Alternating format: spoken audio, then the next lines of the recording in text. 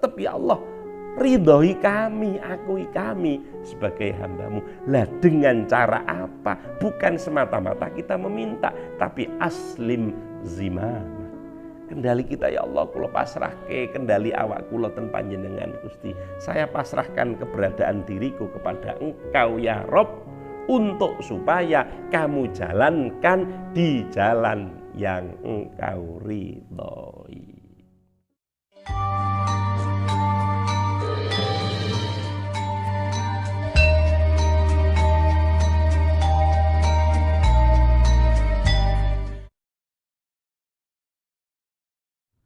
Assalamualaikum warahmatullahi wabarakatuh. Kembali lagi bersama kami Santri Beling Channel, masih dalam acara nyecep banyu suci Perwitosari, nyecep banyu Syekh Abdul Qadir Al Jilani. Sesuai dengan jargon Santri Beling Channel, yaitu senajan beling nanging tetep eling, senajan beling nanging tunduk marang kiai, yaitu sendika dawuh marang kiai. Dan kami masih mencari nasihat, selalu mencari nasihat dari kiai. Kemarin kita sudah membahas tentang banyak hal, tentang jujur, tawakal, tinggalkanlah kebohongan dan lain-lain. Untuk hari ini, Pak, kira-kira apa ini untuk kembali lagi menjawil santri-santri Beling Channel ini, Pak? Bismillahirrahmanirrahim. Neruske dawuhe Syekh Abdul Qadir Jailani dalam kitab Nashaihul Jailaniyah. Beliau menyampaikan aslim zimamaka ila rabbika azza wa jalla wasalhu ayyardaka abdan. Artinya aslim pasrahno zimamaka ing kendali ira ila rabbika azza wa jalla. Artinya kita diingatkan oleh Syekh Abdul Qadir Jailani untuk menyerahkan kendali kita kepada Allah. Jangan kita merasa mengendalikan diri kita sehingga merasa punya kemampuan untuk mengatur diri kita. Bukan. Karena hakikatnya diri kita itu adalah hambanya Allah. Makanya wasalhu, dan mintalah kepada Allah ayyardaka abdan, sampai pada Allah itu ridho bahwa kita sebagai hambanya. Kira-kira kue seneng apa ora nek kiaimu ridho kue dadi santri. Ya, sama dengan seperti itu kan. Aku seneng, aku itu diridani kiaiku, aku dadi santri. Sama halnya kita juga harus tetap minta kepada Allah sampai Allah itu ridho bahwa saya ini hambamu wahai Allah. Karena saya ini hambamu wahai Allah, maka saya serahkan kendaliku kepadamu wahai Allah. Memang frekuensi ini sedok munggah sithik iki. Frekuensi ini sedok munggah. Artinya begini, Kang.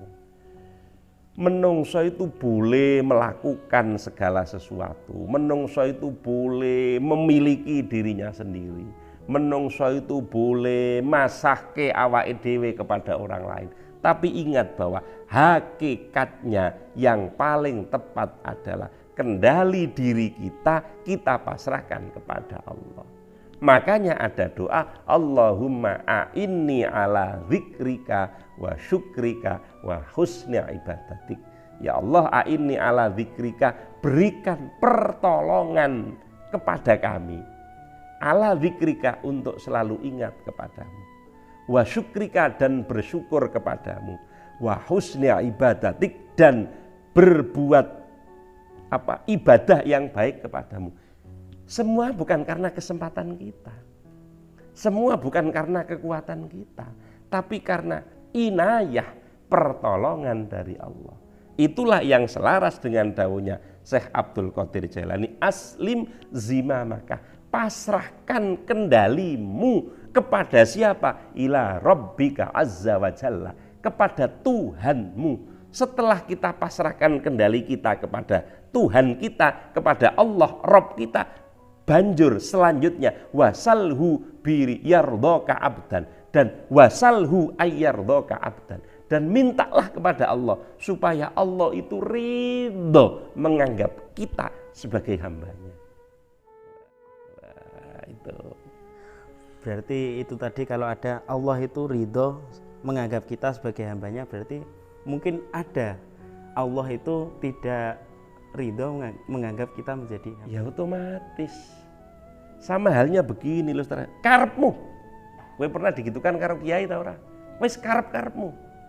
Ya tetep diakoni kowe santri, tapi bisuhtin. Dengan marah. Sama dengan nalikane kowe duwe wong tua. Nang mrene anang ngene-ngene. Nggih Pak, selesai. Beda dengan wis karep-karepmu, kono ndang lunga-lunga. Ilustrasinya seperti itu. Apakah ada Allah itu merasa tidak ridho bahwa seseorang itu menjadi hambanya? Ya otomatis ada. Wong sampai kita itu perlu minta.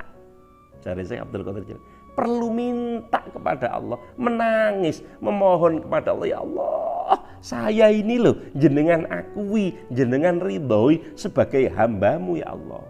Itu sama halnya di saat kita sowan ke kiai, saya minta tolong, saya ini diakui menjadi santrinya jenengan kiai. Nah itu kira-kira kan seperti itu. Walaupun, lu apa mungkin, walaupun santri kan biasa nyolong barangnya kiai, tapi tetap minta diridhoi, diakoni dadi santrine kiai. Ya sama halnya menungso, wong pancen mahallul khata wan nisyan. Nek jare apa pelesetane wong-wong iku mahallul katok wal kemejan kan itu kan.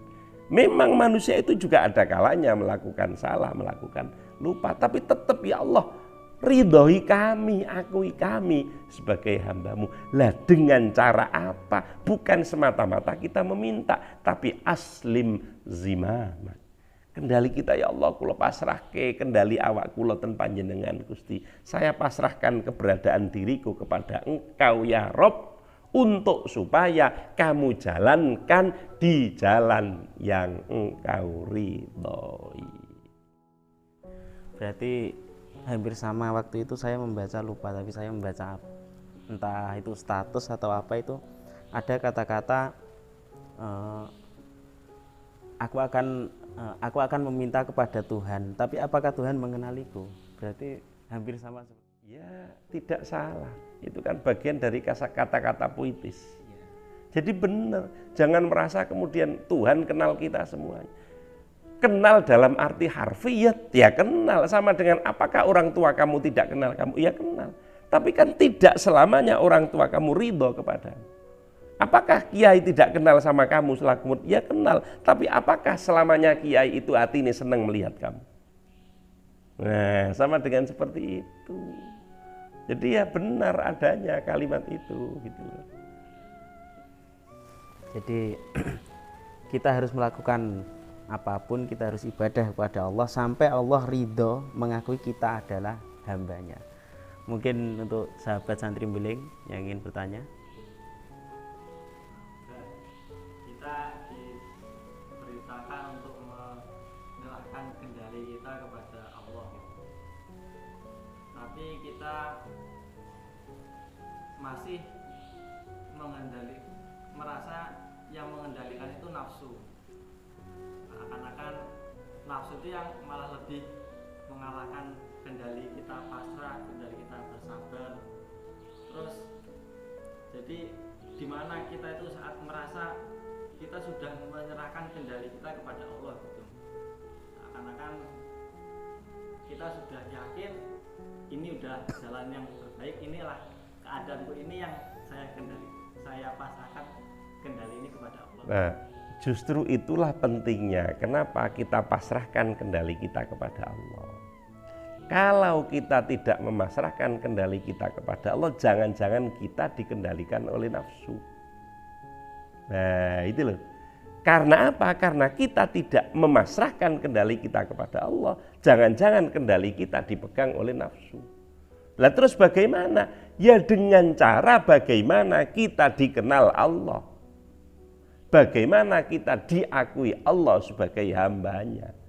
Kalau Allah itu sudah ridho terhadap diri kita, bahwa diri kita itu adalah hamba Allah, dengan cara kita memasrahkan kendali kita, sudah barang tentu kita akan mampu mengalahkan nafsu. Berarti Kalau kita masih merasa dikendalikan oleh nafsu, berarti diri kita belum mampu menyerahkan kendali itu kepada Allah. Nah, itu. Gini, kita seakan-akan itu menyerahkan kendali kita itu saat kita susah, sedih gitu. Jadi kalau saat senang itu kita nggak bisa merasakan senang ini saya sudah pasrahkan dengan kehendak Allah. Misalnya saya tiba-tiba cinta saya diterima gitu, wah inilah kehendak Allah, wah alhamdulillah gitu, atau gimana. Kadang kita itu merasanya saat susah-susah, ya udah inilah. Nah, itulah pentingnya kita untuk selalu mendekat kepada Allah dalam keadaan apapun. Kan ada hadis, barang siapa yang mendekat kepada Allah pada saat ia susah, maka Allah akan mendekatinya pada saat ia senang.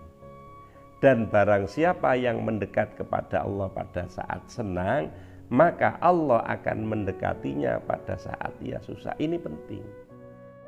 Artinya berimbang. Berarti kalau kita sudah bisa mendekat kepada Allah pada saat susah dan pada saat senang, maka Allah akan selalu bersama dan mendekat kita, mengendalikan kita pada saat kita susah dan kita senang. Kalau pertanyaan yang disampaikan tadi kan seakan-akan dapat dimaknai bahwa Allah itu ada, dalam arti ada itu Allah itu mampu, bahwa Anda itu menyerahkan kendali Anda hanya pada saat senang. Berarti kan kehadiran Allah pada diri Anda pada saat Anda senang. Tapi Anda merasa tidak bisa menyerahkan kendali Anda kepada Allah pada saat susah, berarti kan Allah tidak bisa datang kepada Anda pada saat Anda susah. Kenapa Allah tidak bisa datang kepada Anda pada saat Anda susah? Itu berarti Anda tidak pernah mengenal Allah pada saat Anda senang. Jadi sebenarnya kita mendekatkan diri kepada Allah pada saat senang itu ada kepentingannya. Kita mendekatkan diri kita kepada Allah pada saat kita susah, kita juga punya kepentingan. Jangan sampai hanya kita merasa dekat dengan Allah hanya pada saat susah, ya kan? Tapi kita tidak pernah merasa dekat kepada Allah pada saat kita senang. Nah ini. Tapi yang menjadi problem biasanya itu kan gini. Ketika kita itu senang, contohlah tadi kata Gus Fajrun tadi, ketika kita senang itu kita lupa dengan Allah. Ketika kita nembak cewek misalkan diterima, wah ini usahaku, ini pokoknya usahaku karena aku seperti ini. Tapi ketika putus, ya Allah kenapa sih kok bisa putus? Problem sesungguhnya adalah kita kurang terbiasa melatih diri. Problemnya di situ. Itu adalah akibat, bukan problem sebenarnya.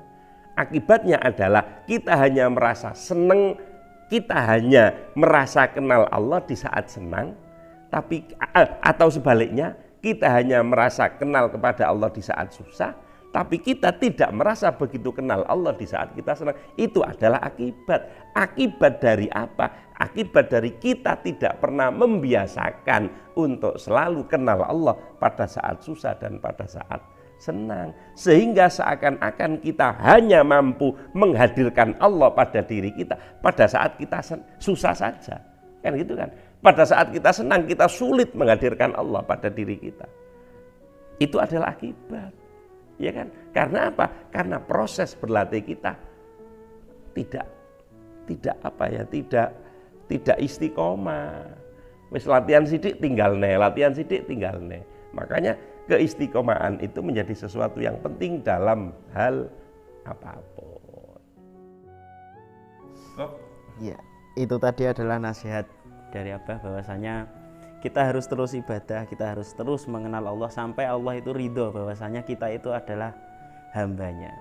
Dan ketika kita mengenal Tuhan saat susah, kita akan mengenal Tuhan saat senang. Kita harus selalu mengenal Tuhan agar kita diridhoi Tuhan sebagai kita itu adalah hamba Tuhan. Tetap di channel Santri Beling Channel dengan tema nyecep banyu suci Perwitosari, nyecep barokahipun Syekh Abdul Qadir Al Jilani. Sekian dari kami. Tunggu konten-konten kami selanjutnya. Assalamualaikum warahmatullahi wabarakatuh.